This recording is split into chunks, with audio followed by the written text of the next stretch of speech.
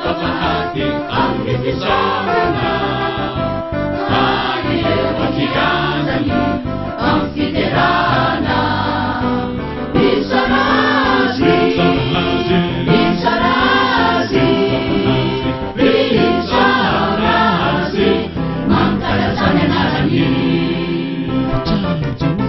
Atsara Jehova, Atsara Jehova, pagkakikadi kami sa puri, hari niyansa ang litarana ka para magibig ni pamarinani. Hari niyansa ang litarana ka para magibig ni pamarinani. Atsara Jehova, Atsara Jehova, pagkakikadi kami sa puri, hari niyansa ang litarana